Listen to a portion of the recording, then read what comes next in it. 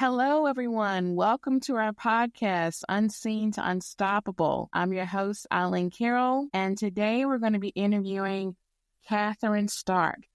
Kathryn Stark is a national literacy consultant, author, and founder of Creative Minds Publications, an award-winning publishing company headquartered in Richmond, Virginia. Yay! And she is the creator of the 9th annual Tackle Reading event supported by the National Football League. Kathryn, welcome.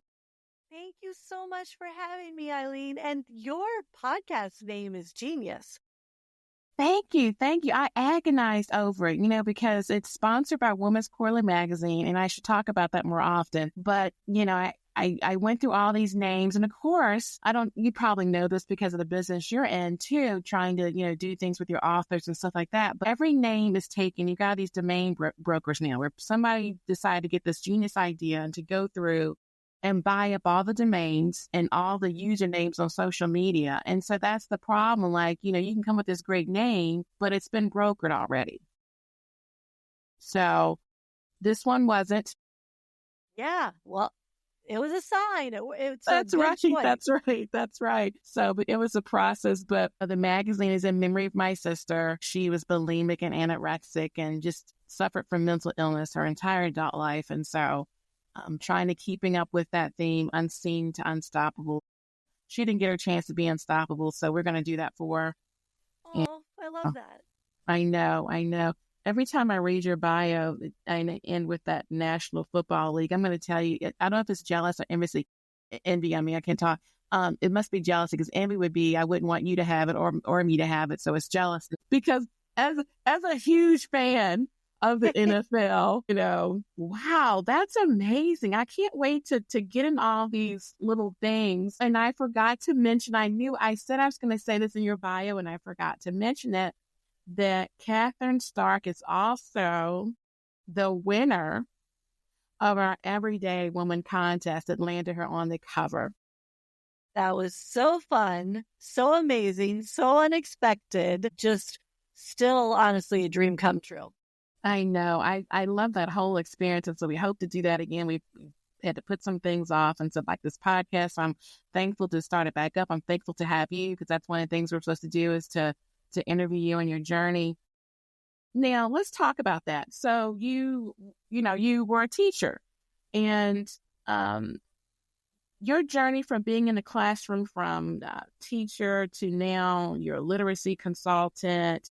What inspired you to take this leap? And what are some challenges you face with that? Gosh, I'm kind of I was thinking about this before chatting with you.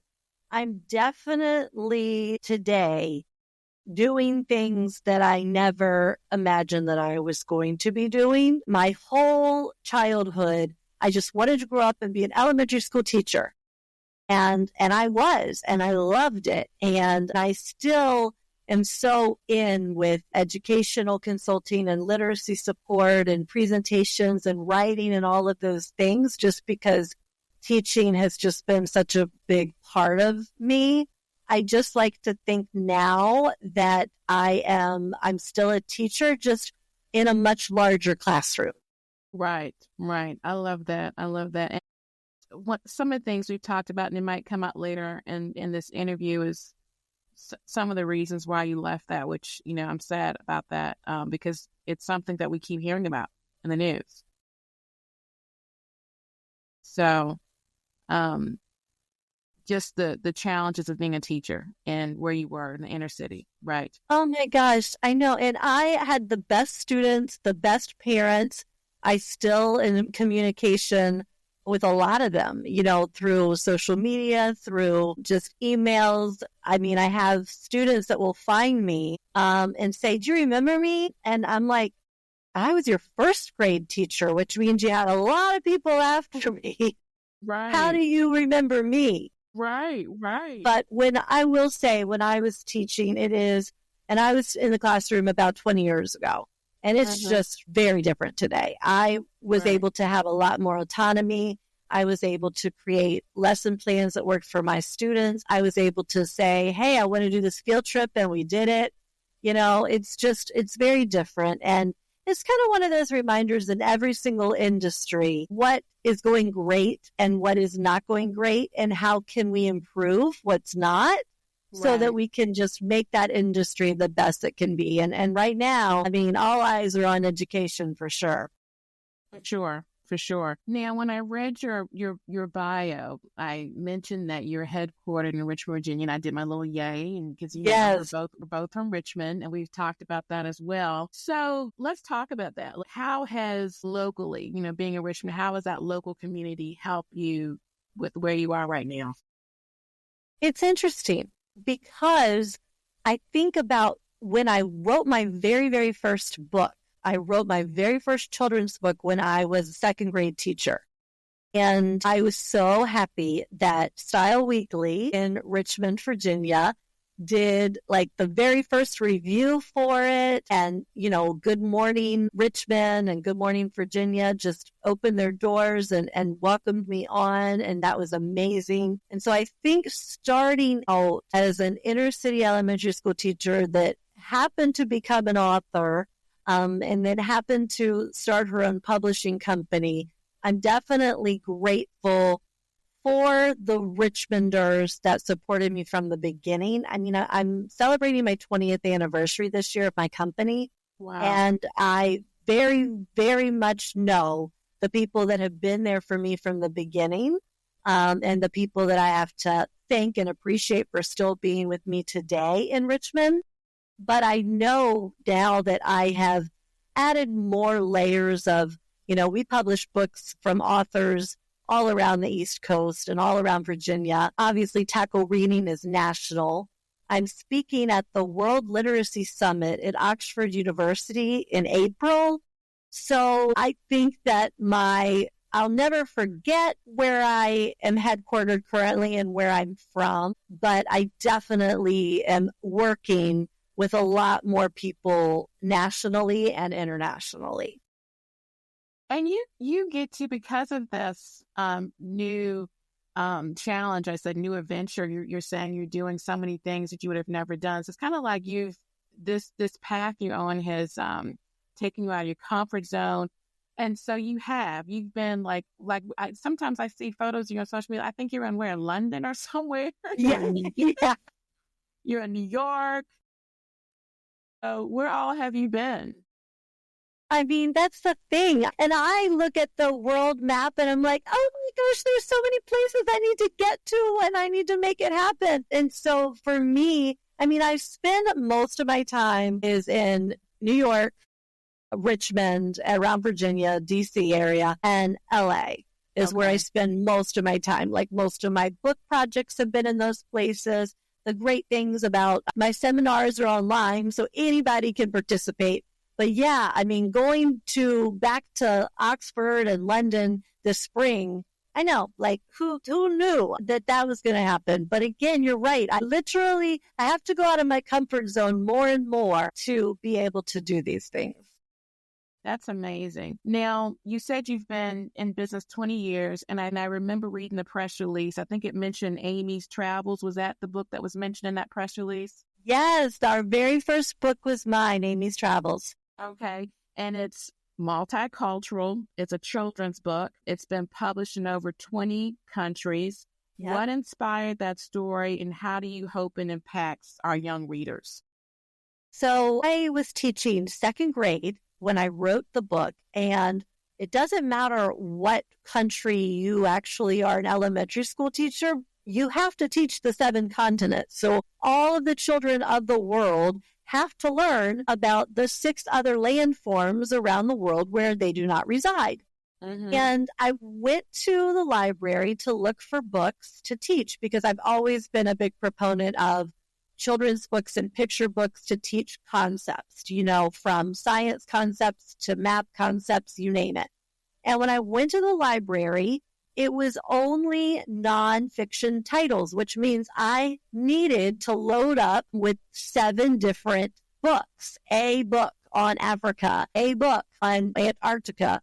And there was not a fictional story. And my friend Amy, who was my college sweet mate. She grew up on 5 of the 7 continents. Her father, he was in the government and he worked with embassies. And so she had this international lifestyle as a child. And I said, Amy, can I tell your story to my students? Because I really think it's going to make an impact in learning outside of your community. And she's so lovely. And of course she's like, yes. And then I said, okay, can I turn it into a book? And she's like, yes. And I said, okay, can we turn it into, on all of these different things that I don't think that she expected to happen as right. I did not either. The book was selected by the state of California as a recommended multicultural book. It was used in Australia for a global industry book. And the thing is, what I love about children's books is even though it will be turning 20 years old and we're actually making a 20th anniversary edition and putting some new things in it, I really love the fact that new readers are always, connecting with children's books. So children's books really never go out of style because there's always a new reader that's being born or coming to school and that's being exposed to it. And I'm just so excited that Amy's Travels has been chosen to be that resource that we needed at the library 20 years ago to be a fun, engaging story that teaches the 7 continents. That's an amazing story. I had my grandson one day. He's 4, and I don't know if I told you when we, sometimes talk in passing, that he was born on my sister's birthday. Mm. But anyway, now you got all these videos and things or whatever. And so I asked him, I said, what's the largest continent? Mm-hmm. He said, Asia. And I told somebody, and they said, "What did he get it right?" Yeah. Yes, he did. So when I tell that story, they were like, "Why did he know what it was? Why did he knew? He knew." Oh, hilarious! Oh my goodness, I'm so glad you did that because I never thought about that before. But you're right. It doesn't matter where you're from. You have to learn that. I don't know. These are things that we don't think about that we take for granted. Mm-hmm. So now let me move on to your tackle reading. Tell me about that and how it connects with the NFL and how it promotes literacy and things like that. So again, it just started as a book, a book idea. And I wanted to write a book about my work in literacy. So I had started, by the time Tackle Reading came about, I had started doing a lot more consulting in schools, primarily around Virginia, and then some conferences up and down the East Coast. And I would help failing schools improve in literacy. And people would say, what are you going to write a book about, your tips or your strategies? And I'm like, oh, there's 1,000 of those, please. That's really, I don't think we need another one. And I then was thinking more about it, and the Washington Commanders, then the Redskins, when I started with them, had a Redskins Read program. Mm-hmm. And they invited me up as a local author to read Amy's Travels on some special literacy events. And I was just extremely, I think it was more like an aha moment, just very, very interested to see how excited kids were about reading when somebody that they looked up to or watched on TV or saw in a game was reading to them. And then talking about the importance of reading. And I thought, okay, this is what we need to capitalize on in a sense. So I took the idea of, let me write a book about some of the strategies and successes and ideas that I have seen or done or implemented over the years. And let's combine it with this passion for football. So I called 45 friends, some authors, some athletes, some celebrities, like Dolly Parton's Foundation wrote a chapter in the book. And I decided I wanted it to be jargon-free, just a motivational book to get families and teachers excited about teaching and learning of reading. And so Tackle Reading, the book, was born and published. And then me, being the idea person that I am, said, I think this needs to be bigger than a book. I think we should have a tackle reading event. I'm going to call the NFL, and this is just going to happen. And a lot of people laughed, and I was like, okay, I don't know why you're laughing, because we're going to do this.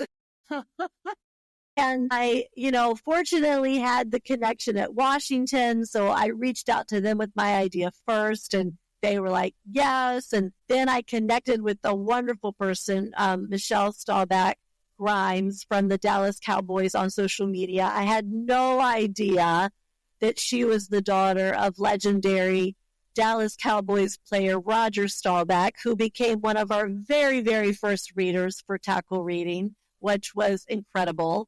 That's awesome. And just by, initially she and I, we just called people and emailed people and just said, this is what we want to do. Thought it was only going to be for 1 year just to bring the book to life. And 9 years later, we're still here because every year we have schools that ask to participate, and our athletes love participating and participating again. Our teams are amazing. So we are right now, like you were talking to me today, in the middle of planning for March 3rd, 2025 is our 9th annual event. I'm glad you said that, because I wanted to make sure that I have you put that out there. We talked about your 20th anniversary, which we'll get to that as well. Like what you're planning for that. So maybe I should ask that now since we put that out there. So March 3rd is the Tackle Reading event. Now tell us about what you have planned for your 5th anniversary for your publishing company. Yeah, again, the idea person in me said, I need to publish 20 books for the 20th year in 2025. And so I basically have decided, and we've chosen, some of the books that are already going to be published, some children's authors that I've already worked with that are writing another book. But officially, we are opening submissions to anyone that wants to publish a book. And we will consider, obviously we have rolling admissions, so anybody can turn in a manuscript submission. There is absolutely, you do not need a literary agent. You just need a great story. I don't really care, anyone's background, anybody's, journey in a sense. It's not going to make or break what books we choose. We're only looking for quality books. And so in order to be considered for the 20 titles, they just need to be submitted by June. And one lucky person will receive a traditional publishing contract. But we will be publishing 20 books for the 2025, celebrating the 20th anniversary. While we love children's books, which is my expertise, we actually are publishing some memoirs. We have a YA fantasy on the way. And we've had some submissions for even some self-help and chick lit. So if anybody has a book idea and they've been sitting on it, this is your sign to send that book to us for review. And where do they go to submit this? So when you go to creativemindspublications.com, you'll see on the left side, it says publish your book. So just click on that and follow those directions to send us your manuscript, a cover letter to be considered as a published book by CMP. We can't wait. The submissions that I see are incredible, and I absolutely believe there's a book for every reader, and there's a reader for every book. And I want to help even more authors bring their books to life. That's amazing. So let me ask you, just for the people listening that they're out there, they've been, like you said, this is a sign. Is it, because I don't know anything about this. This is where I go dumb. The manuscript, is it a book idea? They have to have so many pictures. Does it have to be a finished product? Like what are they submitting to you? So I've had people just send me an idea, and then that's obviously going to take a lot more work and probably won't be done in 2025 versus someone who has written or typed up and sent a full manuscript, meaning just even text. So the text of a children's book or the text of a novel, and they finally finished it and they've sat on it. That's what people are sending. Some people have sent children's books that are already colored or illustrated because they had a family friend, and some are seeking an illustrator. And the great thing is all of those, if the idea is great and we love it, and again, it's so subjective. So, I mean, I am a great example of someone who has sent books out to tons of people. And so some books my company ended up publishing, but I have written romance novels that are published by somebody else. So in the publishing industry, there's a variety of options, and there's also a publisher out there for everybody to find their home for their book. I'm excited. So make a mental note or something, because in my brain I might forget. Let's plan to announce who the winner is. Oh my gosh. Yeah. I mean, we're going to announce and show like the 20 titles throughout the year on social media.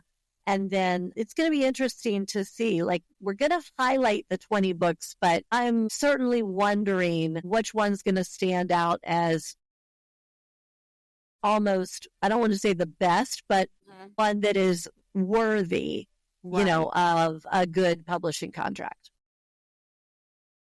For those of you listening, please be patient with us. We are in the middle of a snowstorm, and so you know how that goes. The internet's kind of patchy. It might go in and out, but we're not going anywhere. Kathryn and I are determined and dedicated to be here, so if it goes quiet, we're still here. So I want to talk about, I didn't realize, I mean, I know just from being around you how accomplished you are, but you've got these titles here. 50 great writers you should be reading and 20 educators to follow.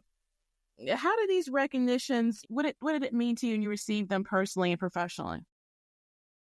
Gosh, that's such a good question, because I feel like a lot of times, and I'm actually trying to do a lot better with this in 2025, but I feel like a lot of times in a society that very, very heavily relies on instant success or instant gratification or a certain amount of likes, you sometimes think I'm falling short because I don't have this, that, or the other. And I think that to know that those two recognitions that you mentioned, they're perfect for me, because they're two things that I have spent my entire life doing, and they're definitely my two gifts, which are teaching and writing. So, I mean, I'm not going to be getting any sort of honor for, best skier on the planet or any just like quick thing like that. But just to feel that people are resonating with the work that I feel is my passion of writing and teaching, it is a good just kind of confirmation that I've chosen the right path for myself. I love how you put that together. One of the recent interviews I did, we were talking about that and how, because her advice was not to compare. Mm-hmm. When she so said true. That, I was like, oh, wow, yes, we're definitely on track. And she was talking about social media, and she opened the door for that. And so I said, and I said I was two-faced. She said, you're not two-faced, because I was like, I own a marketing company, but I can't stand social media. Huh? I know we need it, and I know what it's there for, and people put out what they do. But unfortunately, the way our minds are made up, and I don't know how many people are aware of this, that, that scrolling through affects you. You may not know that it does, but it does something to you internally, where it might create self-doubt. You start comparing things like that. And like you said, number count. And so I understand when you get these achievements like you've, received, it does make you feel like, yes, I have contributed. I am on the right path, because unfortunately, that's the downside of social media. Yeah. It can make you feel less than. Yeah. For everybody. That's what I mean. I'm not saying exactly for you, me, but, for everyone, and that's why exactly. It's a struggle for me to even be on it, and I have to make myself be on it, and so my advice to people is to, at some point, schedule I'm not going to be on time, just to not be on. I love that. So, because that's what it does. And that's what, and so you need to be out there. You need some type of recognition of some sort for that reason, so that you can feel like you really are contributing to society. And like you said, that you're on the right path. So, well, it's so funny because like I don't always watch all of the award shows on TV, and I happened to watch the Golden Globes this week, and I happened to stay up and see the Demi Moore acceptance speech that's been like replayed so many times, but really echoing this. She's been in her industry as an actor for over 40 years, and this was her first award. wow. And so it is unbelievable, like, everybody's journeys, what they're going through, what people have said to them along the way, who've recognized them along the way. And so you really just have to remember truly, I mean, the biggest cheerleader for you is you, period. It is. Thank you for saying that, because that's my point. I don't know if I was going to get that out, but that's what I'm saying. I mean, the whole not comparing, and like you said, you've got to be your biggest advocate, and it starts with you. Yeah, it starts with you and how you talk to yourself. That's where it starts. So having said all that, out of all the media platforms you've been featured on, is there one that stands out particularly meaningful for you? No, because every single one is reaching a different audience. I mean, I love Forbes and I love Parents Magazine. And I was recently quoted in Parents Magazine for the teaching of reading. And I was quoted in Forbes all about, the use of audiobooks and graphic novels for reading. So again, it's interesting because you sometimes always think of these outlets as a particular purpose, but to be able to share my expertise and passion again in teaching and writing in a variety of these platforms is amazing to me. That's awesome. See, now something else that I know. You're in Forbes and Parents Magazine. Look at you, Kathryn. Look, you go, girl. Well, thanks. So now I told you I wanted to talk about something that's serious. The recent news we've had about the school shooting and being a teacher. And so I wanted to go back to that. Yeah. Working in the inner city schools. What are some of these, challenges, if I can get the word out, what are some of these challenges that you've experienced? Were you able to address them? So I was in a school in inner city Richmond, and people label inner city schools around the country, right? But I will tell you, it's where I love to be. I wanted to be. I felt the most myself. I felt like the student and the teacher community was perfect for me. I wouldn't have changed anything in the world. I do believe that you work really, really hard. Every teacher works hard. And just go ahead and triple that if you work in an inner city, because sometimes you're working with children who have never had a school experience before, and you're their very, very first teacher. Sometimes you never meet parents. Sometimes you are dealing with experiences that 6-year-olds have already had, trauma in their life that you as an adult haven't experienced, and this little one has, and learning so much about how trauma impacts learning, hunger impacts learning, environment impacts learning. It's so much more. And in America, there's a lot of different neighborhoods and communities and lack and needs in America. And I think they show up greater in inner city schools. And so I want to address something you said. I believe you said, if I heard you correctly, that inner city schools get stereotyped. Yes.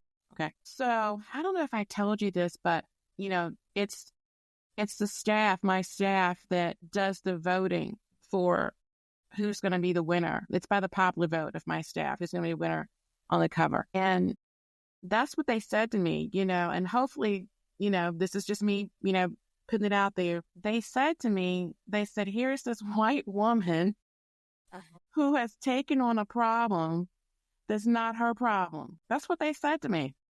Wow. I mean, I never... stunned. Yeah, well, because I don't even think about it like that. I literally am like, I'm a teacher and I really wanted a job. And this school welcomed me with open arms. And I was able to do what I wanted to do to get kids to learn to read. So that's interesting. That's what, and I'm always learning, and that's why, I like being around people because they can express their opinions, but and then when they said it, I had to think about it. I had to sit and think about Yeah. that, so, I get it. And so based on all that, what you're doing, what you've been through, what your passion is, what your goal is, what advice, and I know you're already doing this, but just tell our audience, what advice would you give educators looking to improve literacy and the outcomes in their classrooms, especially in these under-resourced schools?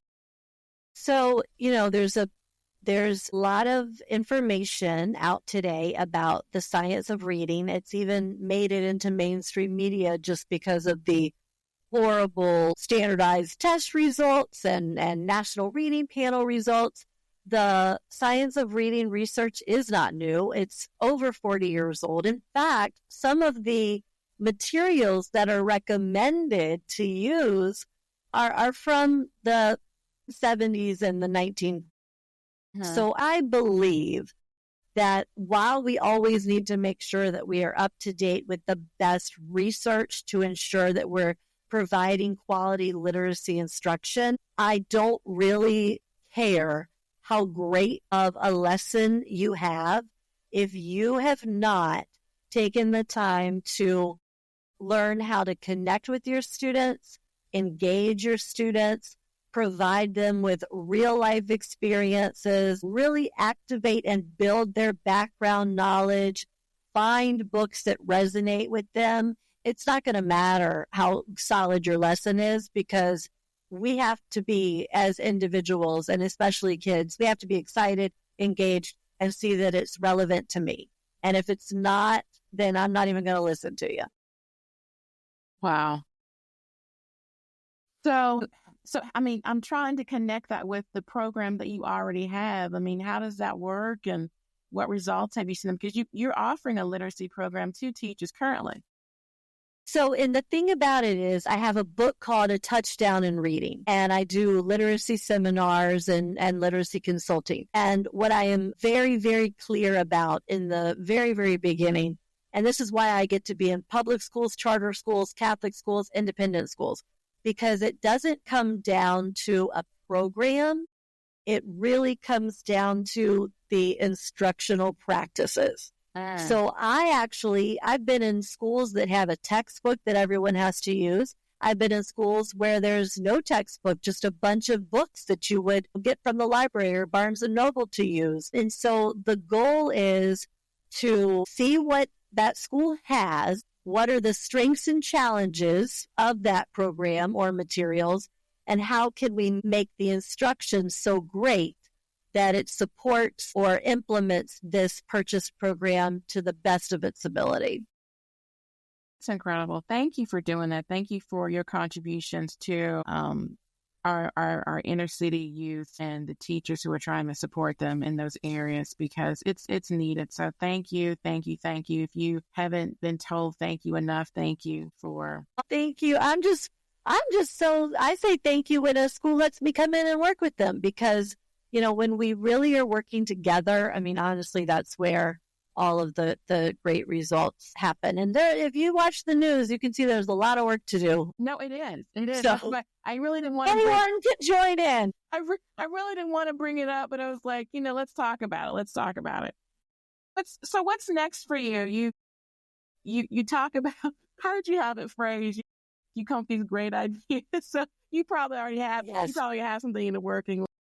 What are some projects? What's coming up? What's next for your company? What's going on? Yeah. So right now, honestly, my current focus is on the 9th annual Tackle Reading. We always want to make it every year, bigger and better.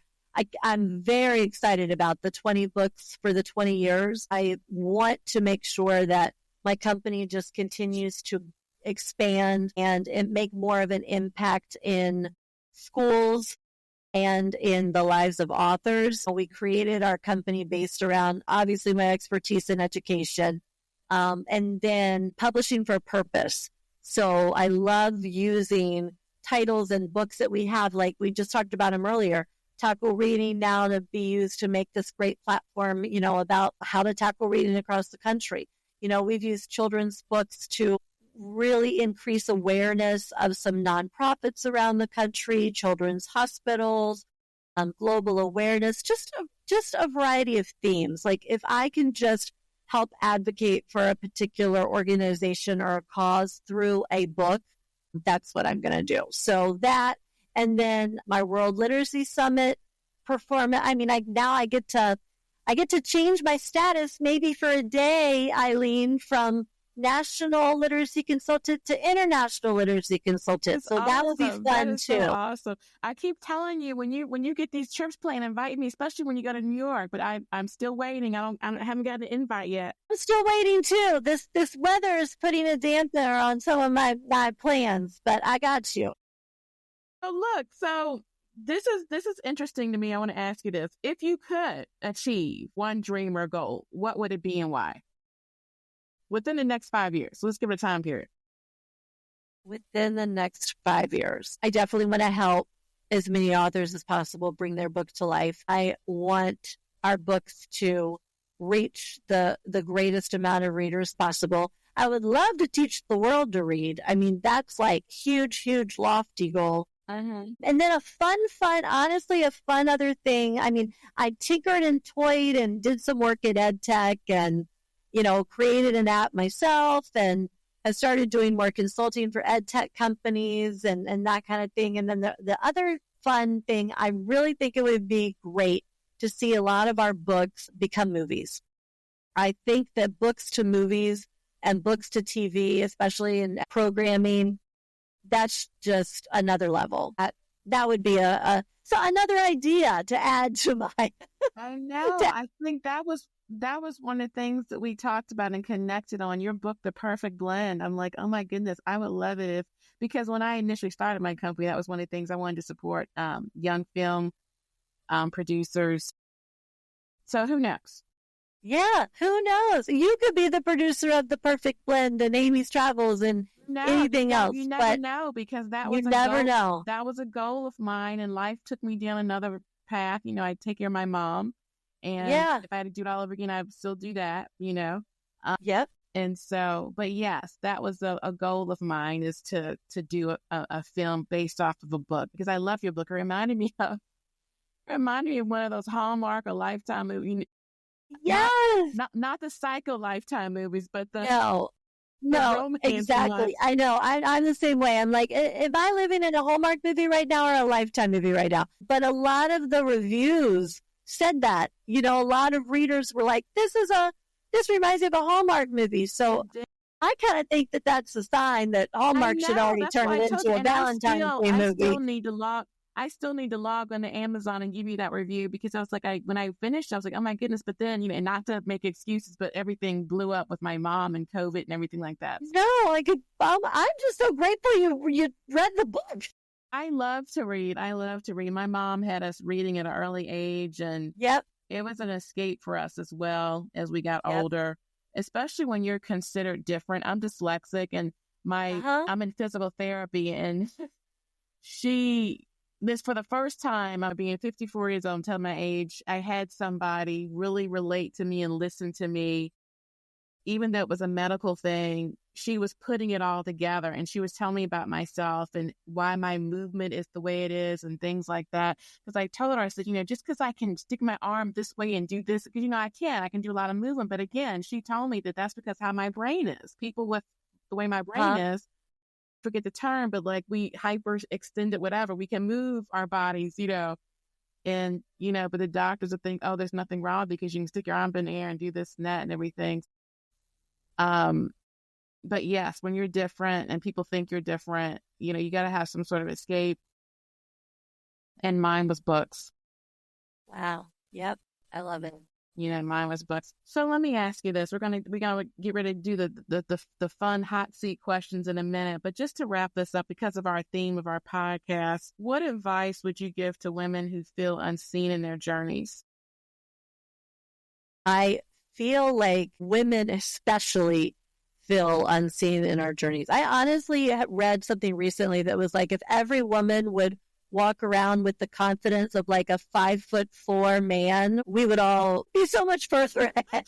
I can't believe we just conversation about the Napoleon syndrome. Oh my goodness. I mean, and I'm like, you're right. I need to do better. And so I think that just kind of going back to like what I said before, I loved how you brought up before about the comparison and not comparing yourself. I really believe truly that each path is unique. I mean, we know each person is unique, but really it is true. I mean, I have figured out my strengths and challenges. I go and I use my strengths and challenges for the best of my ability. And no one is going to celebrate you or, move you forward as much as you are. So just if it feels right and it feels like this is what you're supposed to be doing, keep doing it because you're probably making a greater difference than you could even imagine.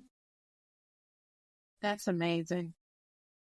So now we're up to our hot seat fun questions. If you could go back to your younger self, what piece of advice would you tell your younger self? I think about my younger self often. So it's funny because like my family will say, you're exactly the same as you were when you were little. And I'm like, I don't know if that's a positive or a negative. I'm going to pretend it's positive. Like Look, I've always you better find out. You better ask what they're saying. Are they trying to throw shade? I know. Well, I know people really liked me when I was a little girl. So I think it's a positive.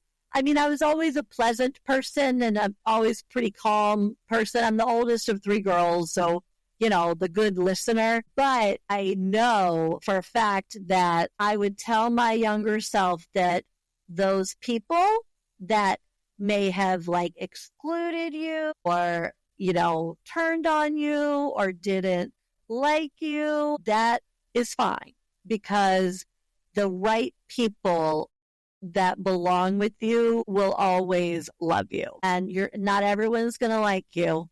And the thing is, like when that happens to you when you're little, you're like, oh my gosh, I need to be something different because this particular group of people doesn't like me. And then when you get older, and I'm still working on this, is getting older as you realize, like, you know what? You have to just be and embrace yourself because not everyone is going to like you, but there are people that are going to resonate with you, and those are your people. And the people who are not, they are not your people. And that's fine. And that's how it should be. That is. And so when you're not doing your literacy work and you're working on your business, what are some things you're doing in your spare time to recharge and find inspiration? So I love to travel.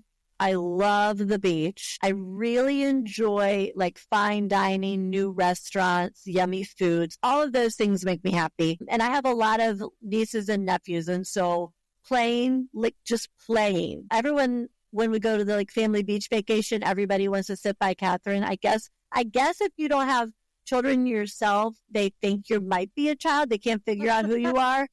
Well, they're always like, we're sitting by Kathryn tonight. Well, that's great because you know what? There's still, my inner self still shines brightly, I guess, when I'm out and about with friends and family and nieces and nephews. Adults should find a way to tap into their inner child.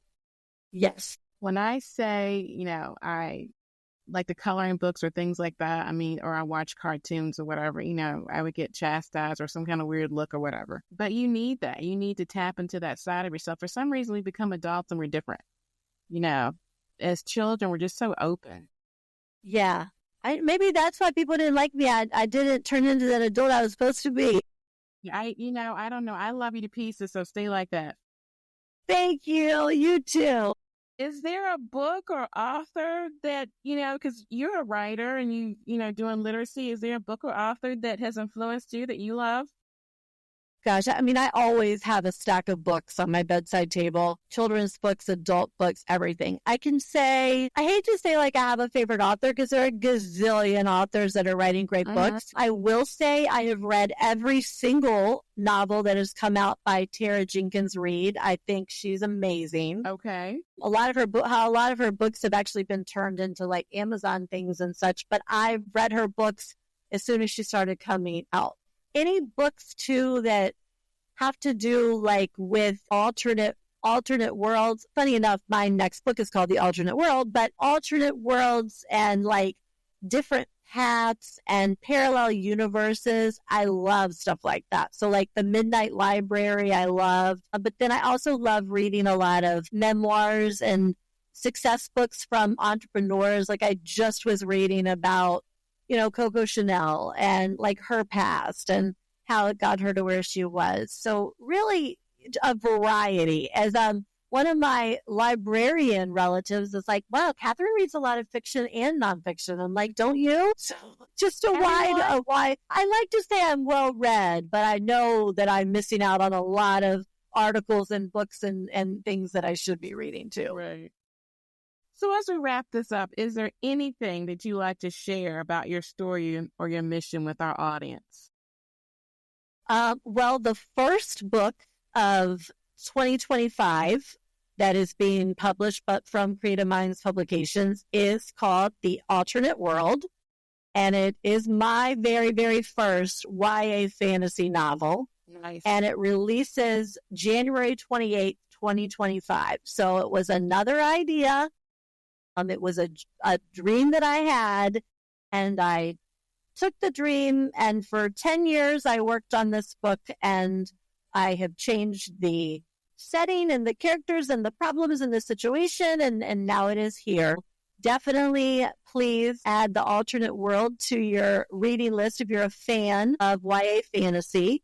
And then obviously, thank you so much for bringing up our 20th anniversary with the offer and the gifts that we want to give to writers. And I mean, I just can't wait to kick off another Tackle Reading Day. So thank you so, so much, Ilene.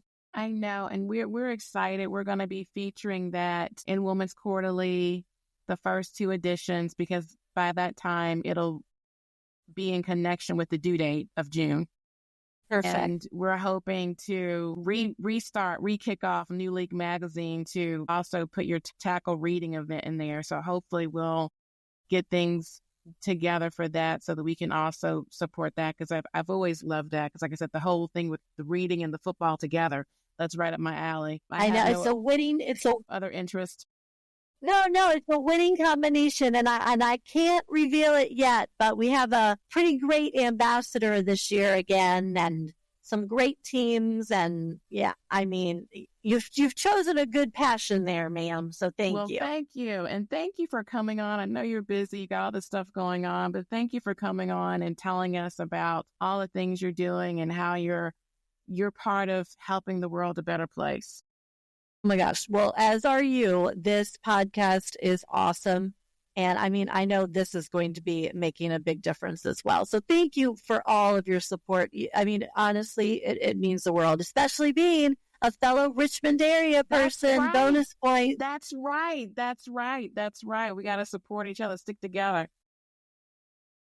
So thank you, everybody, for tuning in. And don't forget to share, like, and comment, follow our podcast. And once again, I'm Ilene Carol, and you've been listening to Unseen to Unstoppable. Until next time.